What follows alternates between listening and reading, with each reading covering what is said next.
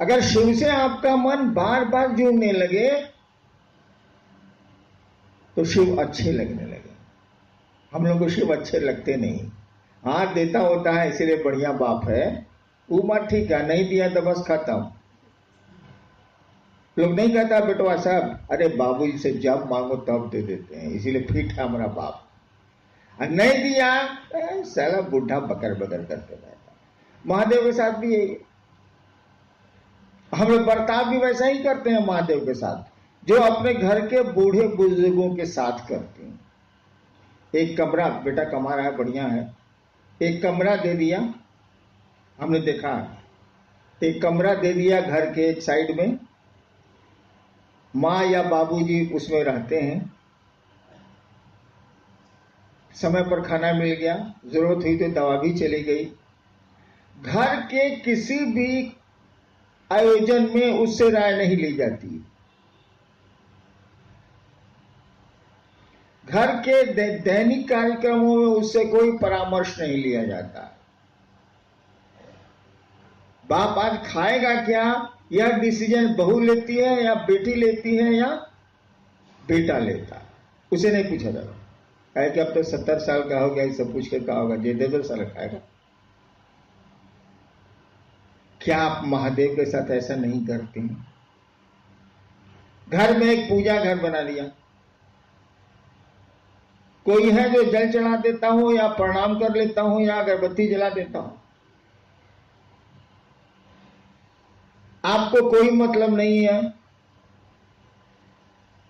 जरूरत पड़ी, कोई कष्ट आया तो पहुंच गया पूजा घर में, कहा काम हो गया फिट है, काम नहीं हुआ अनफिट है। तो जो घर के बूढ़े बुजुर्गों की स्थिति है, महादेव भी तो बुजुर्ग है, उसकी भी यही स्थिति है। मैंने कहा कि उसको अपने घर में शामिल करो, अपने दैनिक रूटीन में शामिल करो शिव को। और इसीलिए मैंने कहा कि जो 108 बार आप बैठ के नमः शिवाय करते रहे कई हजार साल से, करिए, हम नहीं रोक रहे हैं आपको, लेकिन टुकड़े टुकड़े में नमः शिवाय करिए आप।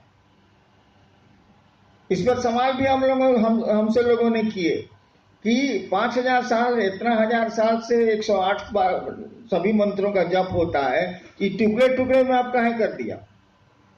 तब मैंने समझाया, कहीं कोई काम करिएगा तो ये सोचिएगा ना कि इसका परिणाम क्या आएगा। ठीक है, लोग कहते हैं कि इसको आसान किया गया। अगर कैंसर की दवा आसान कर दी गई है और कैंसर नहीं ठीक होता है तो आसान चिकित्सा बढ़िया कि भारी चिकित्सा बढ़िया? साला ठीक ही नहीं होता आसान से, तो हम क्या करें, भारी तो करना ही पड़ेगा। हमने कहा कि टुकड़े टुकड़े में आप नमः शिवाय करिए। अभी बैठे हैं, सांस पर नमः जाने दीजिए, शिवाय उतरने दीजिए, एक बार करिए, छोड़ दीजिए। फिर थोड़ी देर के बाद सांस पर याद आ जाए शिव, या माहौल मिल जाए वैसा, या कोई कारण हो, सांस पर एक बार नमः चढ़ाइए और शिवाय उतार दीजिए। जब भी सांस पर नमः शिवाय करेंगे आप, जिसको अजपा जब बोलते हैं, करेंगे आप, आपका मन शिव की ओर जाएगा ही जाएगा। माला पर करेंगे तो मन बकरी पर भी जा सकता है,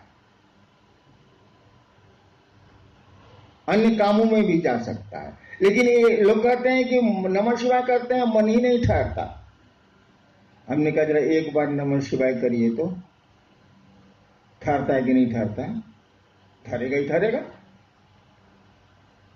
इस तरह से दिन भर में जो बार मन करे तब आप कीजिए, कंटिन्यूअस करिएगा तो गड़बड़ाएगा, लगातार करिएगा तो गड़बड़ाएगा। चलिए, विषय तो है कि जिज्ञासा और समाधान देखते हैं। जिज्ञासा क्या?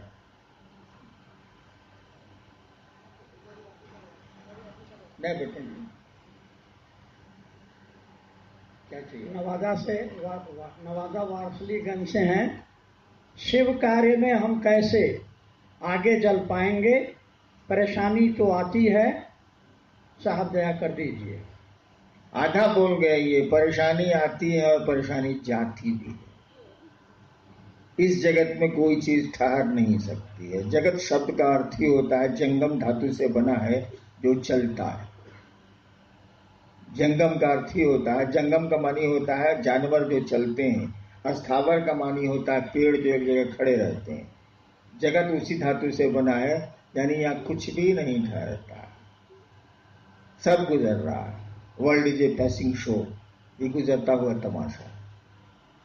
हाँ, क्या शिव का परेशानी आती है, कैसे आगे बढ़ेंगे शिव कार्य में, हम कैसे आगे बढ़ेंगे? बता तो रहे हैं, आप करने को तैयार नहीं है। हमने कहा कि आप दूसरों को शिव शिष्य बनाने की कोशिश करिए। ये मंच वाली आदत छोड़िए, आपने पकड़ लिया। आपको शिव शिष्य बनना है, चरचरिया भजनिया कीर्तनिया नहीं बनना। आपने शिव को गुरु माना है और आपको शिष्य बनना है। महादेव ने कहा दूसरों को शिष्य बनाओ, तुम्हारा मन भी शिव का शिष्य बनेगा। इस काम को करिए। नमः शिवाय को टुकड़े टुकड़े में ले आइए। तीसरा सूत्र, अदया तो मांगिएगा ही मांगिएगा, उसके लिए कहने की कहां जरूरत, जो पहला सूत्र है। मैं अक्सर कहता हूं कि 4 दिन अगर आपको लेटरिन नहीं हो, दवा के बाद भी पेट खुलासा नहीं हो, और शिव के शिष्य हैं आप, महादेव आपके आराध्य हैं या गुरु हैं, तो आप कहवे कीजिएगा महादेव को कि सरकार हमको लेटरिन हो जाता, बाप रे बाप बड़ी गंजन है। तो दया तो मांगिएगा ही मांगिएगा कि काहे की जिंदगी में खराब सड़कें मिलनी ही मिलनी है, उसके लिए क्या सिखाना। 2 चीज सीखने जैसी है, एक दूसरों को शिव से बनाने की मानसिकता, और दूसरा नमः शिवाय से अपने गुरु को प्रणाम। इसको करिए, तब भी नहीं होगा कर दिया जाएगा। आप पैदल नहीं चल सकते हैं तो गाड़ियां बनी हैं कि नहीं बनी, बसें बनी हैं कि नहीं बनी हैं।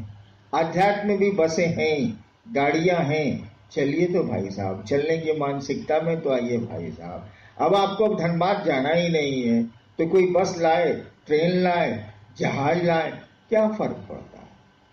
लेकिन धनबाद जाना ही जाना है तो उपाय हो जाएंगे, उपाय हैं।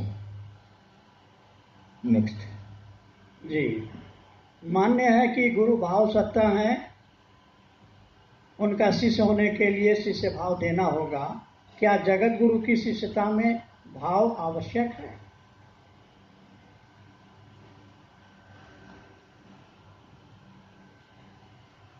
सवाल सुना आपने, फिर से पढ़िए।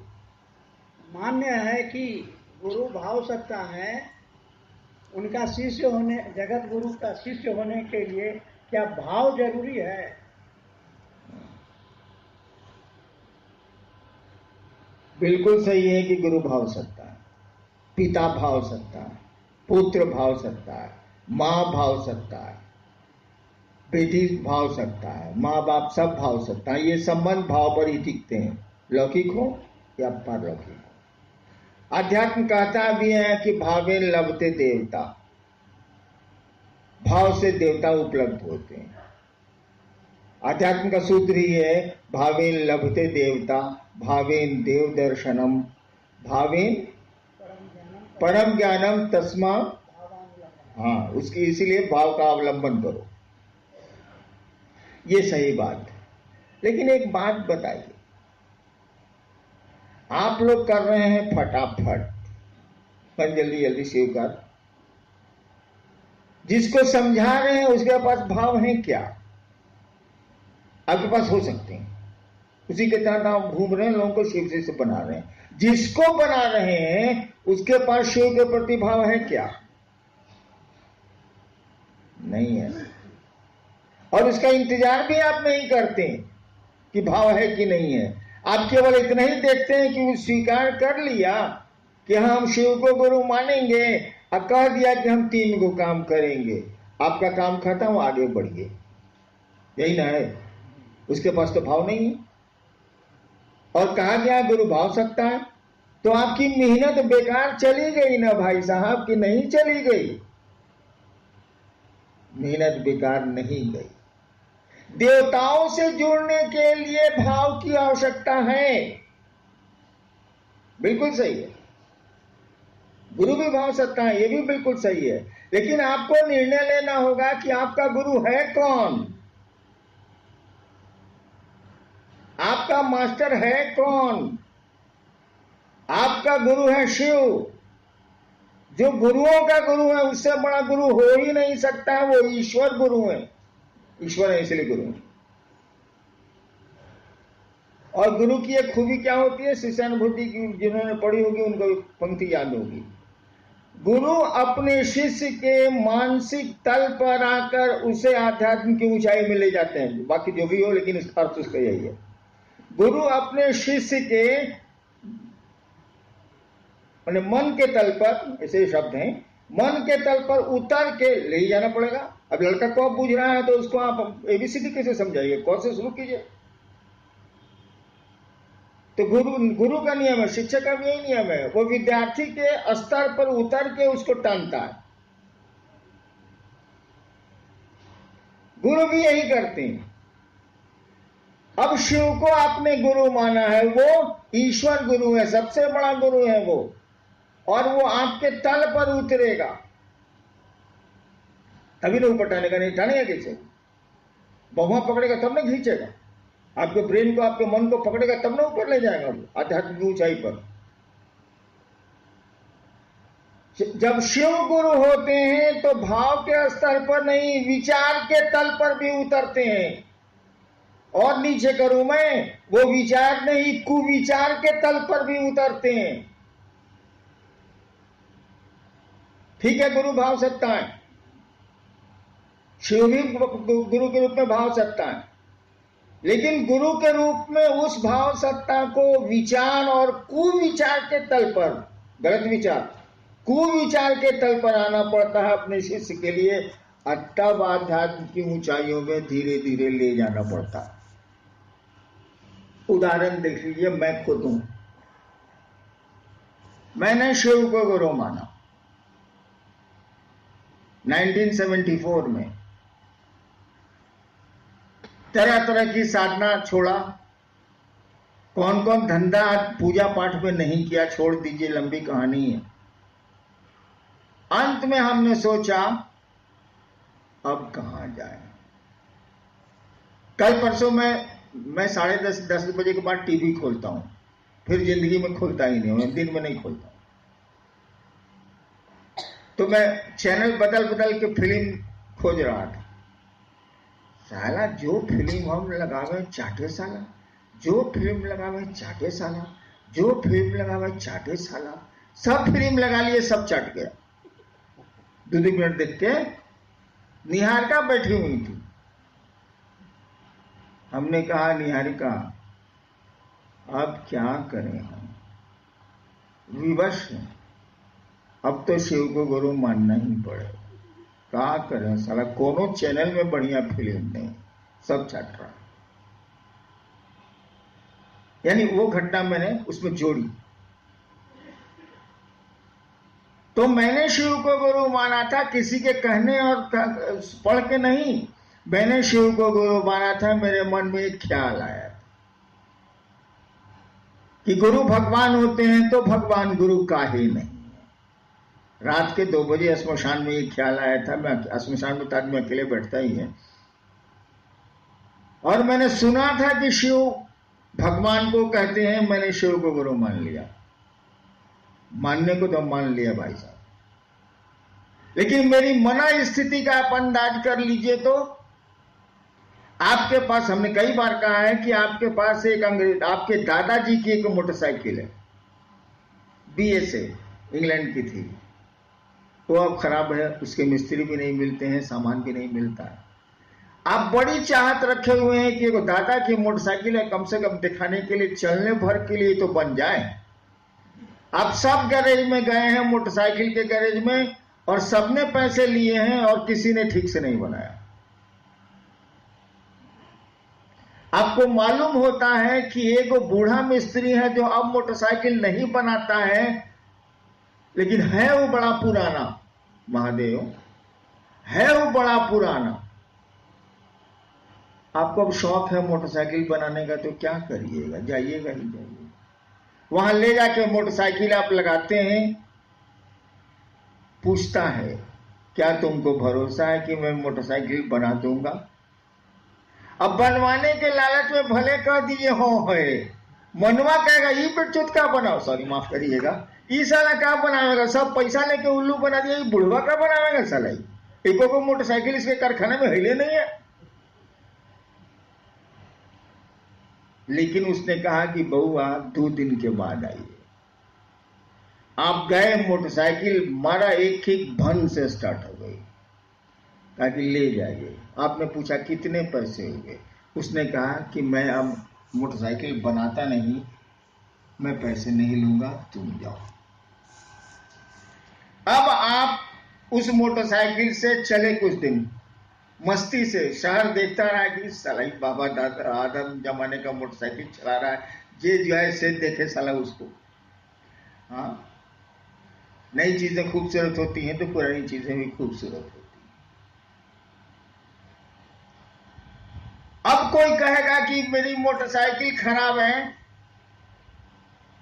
उसको राय दीजिएगा उसी के पास जाओ, साला पैसों नहीं लेता है, कमाल का बनाता है।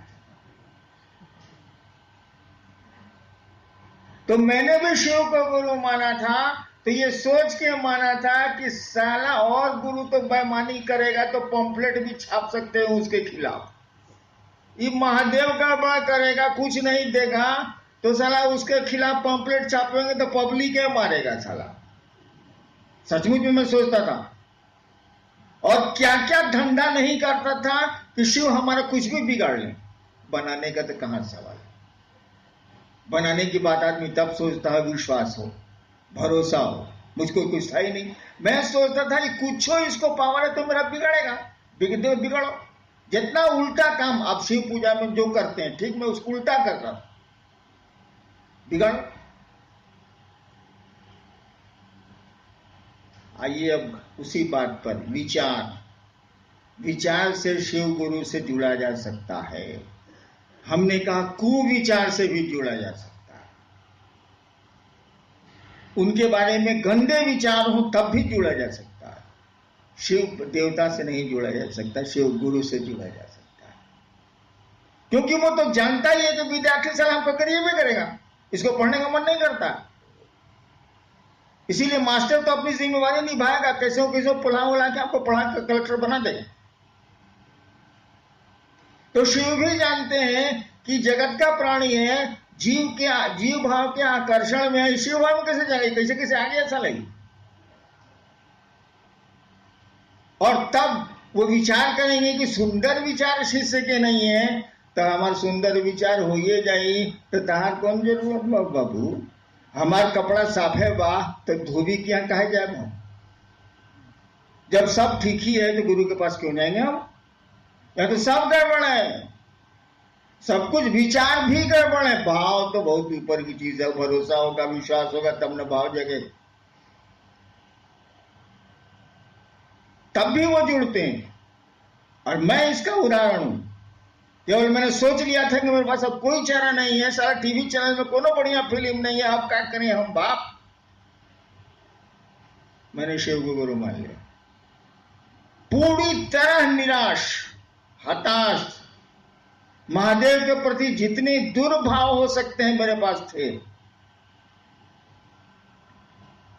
लेकिन गुलाब के फूल को गुस्से में मरोड़िए या प्रेम से उसको सूंघिए, दोनों के परिणाम बराबर होंगे, दोनों में सुगंध रहेगी। गुरु की यही खूबी है कि मास्टर को गाली देता रहता है विद्यार्थी, तब भी वो जानता है कि इसको पढ़ने का मन नहीं है, इसीलिए ऐसा करता है और धीरे धीरे उसको पढ़ाता है। तो ये बिल्कुल सही है कि गुरु भाव सकता है, लेकिन शिव गुरु आपके विचार के तल तक उतरते हैं, यानी फटाफट आपका पूरी तरह कार्य करे। विचार के तल पर ही नहीं उतरते हैं भाई साहब, आपके कुविचार के तल पर भी उतरते हैं। खाली स्वीकार करिए नहीं भी चलेंगे, शिव को गुरु मानेंगे तो मर्द के स्वीकार करिए। जब मान लिया शिव को गुरु तो मान लेंगे, इसका जो होगा देखा जाएगा, साला कुछ नहीं मिलेगा तो हम जानबे करते हैं। मेरे साथ यही स्थिति थी, कोई विकल्प नहीं था, कोई चारा नहीं था। सही है, ये गुरु भाव सत्ता होते हैं। लेकिन शिव गुरु भाव सत्ता ही नहीं, विचार सत्ता भी है, कुविचार सत्ता भी है। जुड़िए तो भाई साहब। नेक्स्ट जी, मंत्रों का जप भाव की स्थिति में ही फलदायी है। और फिर आगे क्या पूर्ण रूप से ही अपने आप में जिज्ञासा है। दूसरी लाइन जो है दूसरी जिज्ञासा, उसको भी पढ़ ही देते हैं। शिव के शिष्य भावांतरण हेतु अजपा जप विधि से अपने गुरु को नमन करने के निमित्त, लंबा टॉपिक है जी, वैसे ने कहा ये पहला ठीक है, मंत्रों का जप भाव की स्थिति में ही फलदायी है। कौन बड़का बात है? शब्दों का इस्तेमाल अर्थ की स्थिति में ही फलदायक, यही तो कहा हुआ। शब्दों का इस्तेमाल अर्थ की स्थिति में ही फलदायक। एक बार मैं केरल गया, हमारे साथ गुरु भाई लोग भी गए, तो एक दो गुरु भाई मिला, वहां का लोकल स्थानीय लोग सब, ये लोग समझाए, वो लोग बुझबे नहीं करे। तो कहा कि बच्चे जी तो बुझते नहीं खेरे। गुरु भाई सब आपस में बतियाया, उसका कान खड़ा हो गया जो बोल रहा था। हमसे आके कहते हैं मुन्ना सिंह कि सर हमको लगा कि हिंदी पूछता है वो, हम लोग घसक दिए कहीं पिटा नहीं जाए। हाँ भाई, तो अब वो अर्थ ही नहीं समझ रहा है तो आप गाली दिए चाहे प्रशंसा कीजिए, बतवा बराबर है। लेकिन अर्थ समझ रहा है तो उसके परिणाम आपको लेने पड़ेंगे। अगर प्रशंसा आपने दी है तो आपको सम्मान मिलेगा, आपने गालियां दी हैं तो आपको अपमान मिलेगा। वही कहा गया मंत्रों का जो परिणाम है वो भाव प्रवेश से ही होगा। यानी मंत्रों में क्या छिपा है, जब तक इसको नहीं समझेंगे आप तब तक मंत्र रिजल्ट ही नहीं देंगे। हाँ, कुछ मंत्र हैं जो देंगे, जैसे नमः शिवाय। नमः शिवाय मंत्र इतना ज्यादा चल रहा है पूरे विश्व में इतने दिनों से कि नमः शिवाय के नाम पर कोई आपको प्रणाम कर देगा। शिव के नाम पर नाली वाला सांप भी शिवलिंग पर पूजा जाता है, उतना मिल जाए, उससे ज्यादा नहीं। लेकिन नमः शिवाय का भावार्थ समझेंगे, निहितार्थ समझेंगे, तब न रिजल्ट वहां आवेगा भाई साहब। यानी भाव प्रवेश, यानी नमः शिवाय का भाव प्रवेश होगा तभी रिजल्ट आवेगा, तभी परिणामदायी है मंत्र। कोई मंत्र हो परिणामदायी। अब आप 108 बार नमः शिवाय कर रहे हैं, सुबह सुबह 4 बजे उठ गए, नहावा लिया एकदम प्रेम से फर्स्ट क्लास, नमः शिवाय नमः शिवाय नमः शिवाय 108 बार मारा, उठ गए। एगो ब्रह्मपुर में नहीं, डुमरांव में, आरा जिला में एक जगह, बक्सर जिला में एक जगह है डुमरांव, वहां एक बहुत बड़ा सेठ था, वो पूजा करता था 1.5 घंटा, इतना अगरबत्ती एक दिन में जलाता था, एक मुट्ठी, बड़ा बिजनेसमैन था।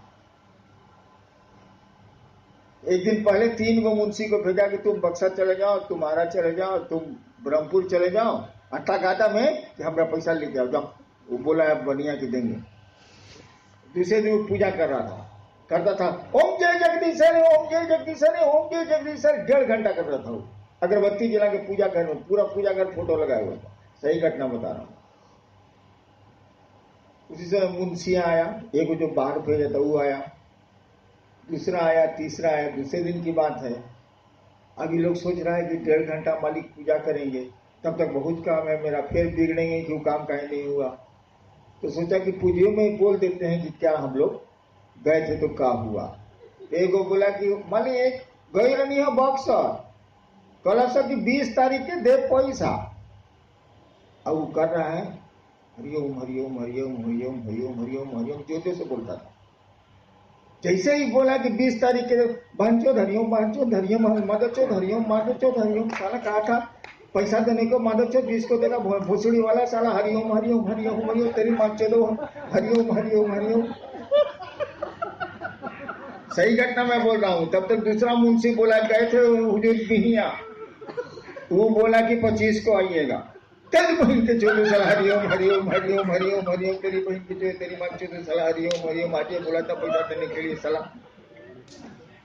यही पूजा 1.5 घंटा करता था वो, इतना मुट्ठी अगरबत्ती जलाता था। वही सुबह सुबह आप नहा लिए, नमः शिवाय करने बैठे, सही मंत्र भी आपको मालूम है, सही आसन भी किसी ने आपको सिद्धासन सिखा दिए या पद्मासन कर रहे हैं आप। 108 बार में 100 बार नमः शिवाय होगा, 100 बार महादेव का ध्यान होगा, 100 बार धरती का ध्यान होगा। आइंस्टाइन का ब्रेन चेक किया गया, इतना बड़ा वैज्ञानिक था विश्व का।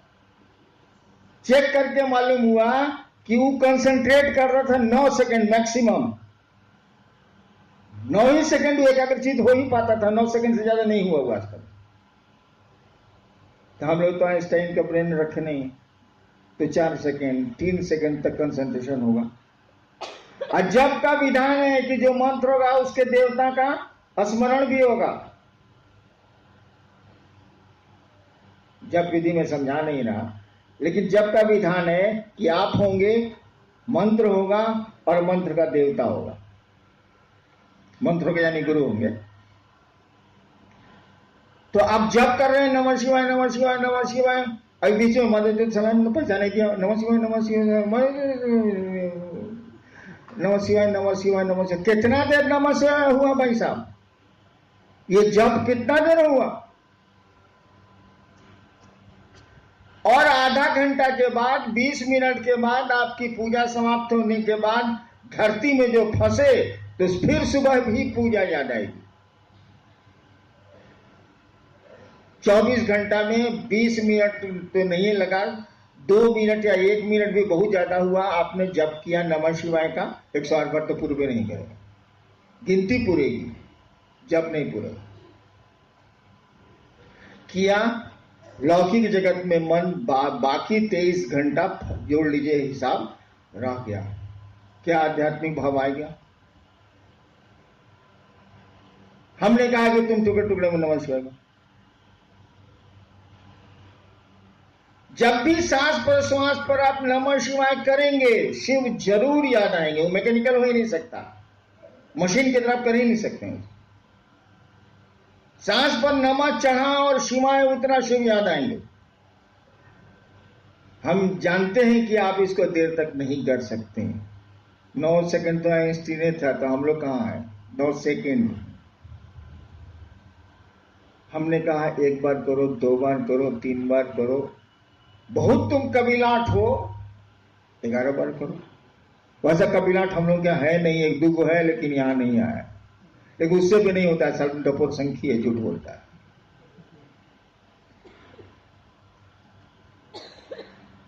फिर आप आधा घंटा के बाद नमः शिवाय करिए। इस नमः शिवाय का असर आधा घंटा तक रहेगा, महादेव फिर याद आएंगे। एक बार किया है आप, ताकि मैकेनिकल तो है नहीं।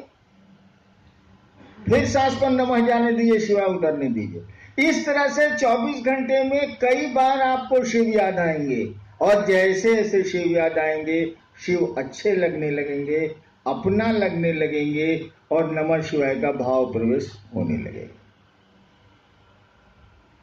तो 108 से जल्दी ना भाव प्रवेश हुआ, टुकड़े टुकड़े में रिजल्ट में जल्दी ना आया, उससे तो हो ही नहीं रहा।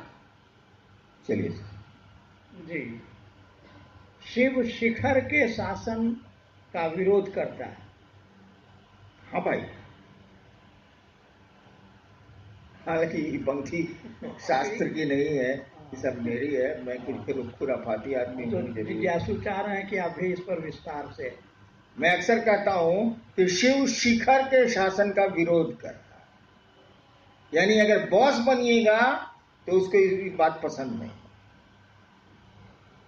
इसीलिए किसी देवता के गण नहीं होते। आपकी किताबें कहती हैं कि गण मात्र शिव के होते हैं। शिव के गण हैं, वो भी रद्दी सद्दी आदमी, भूत प्रेत पिशाच ये वो। और मैं कहता हूं कि शिव के गण आसमान में ही नहीं, धरती पर भी होते हैं भाई साहब। सही बोलता हूं मैं। किसी देवता के गण का नाम आपने नहीं सुना, होते ही नहीं। है कि वहां तो है कि तुम स्वामी हम दासा, प्रभु जी तुम चंदन हम पानी। वहां तो दास भाव है कि सरकार जे छिए इसे अपने ही छिए। शिव के साथ ऐसा नहीं है।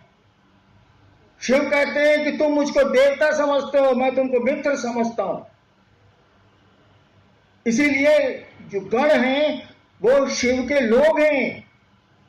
वो प्रजातंत्र में विश्वास करता है, वो डेमोक्रेसी में विश्वास करता है, वो गणों के बीच रहता है। इसीलिए मैं कहता हूं कि शिव शिखर के शासन का विरोध करता है। वो जनता का आदमी है, गणों का आदमी है। सारे काम उसके गण करते हैं, वो तो कुछ करता ही नहीं है। उसकी शक्तियां करती हैं, उसके गण करते हैं, वो तो कुछ करता ही नहीं, बैठा रहता। वो अपने लोगों पर भरोसा करता है, उसकी दुनिया उसके लोगों से चलती है। इसीलिए कहा गया शिव के गण होते हैं, और किसी देवता के बारे में कुछ कहा ही नहीं गया, गण होते ही नहीं, दास होते। शास्त्र भी बोलते हैं, शिव के बारे में बोलते हैं प्रभुम, आप प्रभु हैं, ईश्वर तो है। ईशम, ईश कहते हैं कंट्रोलर को, जो कंट्रोल करता है, इसी से बना ईश्वर। ईश का मानी जो कंट्रोल करता है। अब कंट्रोल किए हुए है, वायदा नहीं भागने देगा। प्रभुम ईशम गुणहीनम, गुण कहते हैं बंधन को।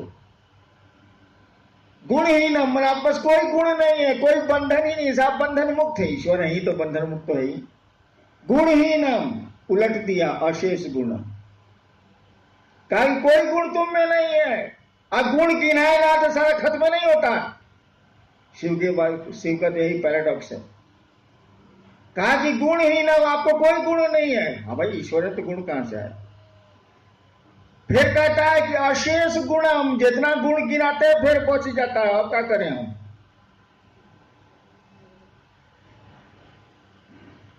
कहता है कि सुनिए, आप इतना कड़ा फोकस रखिएगा तो आपसे मोहब्बत कौन करे। इतना कड़ा फोकस है आपका, बाप रे बाप, ईश है, प्रभुम है, गुणहीन है, अशेष गुणम है, तो हम लोग का अकेले नहीं काम कर रहा, आपको धरेगा कौन। कहा कि प्यार तो सब बराबर पर होता है, इतना अप डाउन में कैसे होगा। कहा जाता है बाघ का बच्चा बाघ से नहीं डरता। शिव अपने गणों से जाने जाते हैं, इसीलिए उनके गण उनसे नहीं डरते। और शास्त्र कहते हैं लास्ट में, गणाभरणम, हे शिव आपके आभूषण ही है आपके गण, आपके लोग। आप उन्हीं आभूषणों से शोभा पाते हैं। आभूषण का नाम गणाभरणम, गण आपके आभूषण है, उसके बिना तो आप शोभा ही नहीं पाते। यानी शिव लोगों में जीता।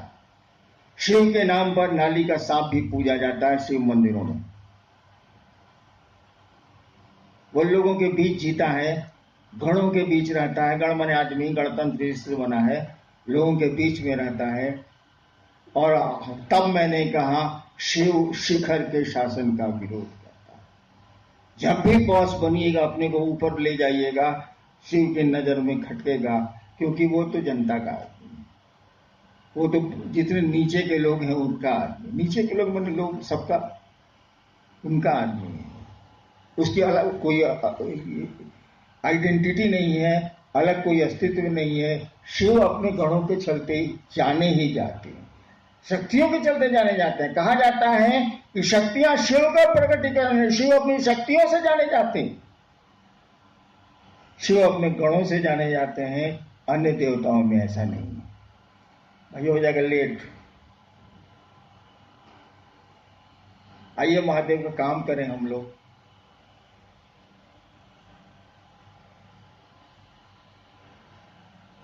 मरे चाहे जिए रहे अगली कतारों में।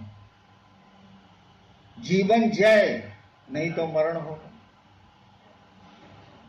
यातना नहीं, अब रण होगा। रश्मि रथी जीवन जय। या तो शिव को धरती पर गुरु के रूप में उतारेंगे, गुरु उतर जाएंगे, शिव उतर जाएंगे। शिव को धरती पर उतारेंगे या नहीं, जीवन जाए नहीं तो मरण हो। लेकिन इसके लिए भी लोग तैयार नहीं है। कल मंडल जी को कहा कि मंडल जी हम लोग बोझा बने हुए हैं धरती का। साला महादेव का भी नहीं हुआ। 40 साल से ईमानदारी से मैं खट रहा हूं। मैं अपनी बात जानता हूं, दूसरों की नहीं जानता। बिल्कुल अपनी समझ से ईमानदारी से खट रहा हूं। और साला कुफ्र है कि टूट ही नहीं रहा। ये महादेव का काम बढ़ ही नहीं रहा है। तब रह के क्या होगा? साला धरती के हम लोग बोझा हो गए हैं। चलिए हम लोग जल दरिया में डूब जाए। मंडल जी को कहा। मंडल जी के भाव से मुझको लगा कि नहीं सर, आपको डूबना है डूबिए, हमको रहने दीजिए। आप सबों को प्रणाम।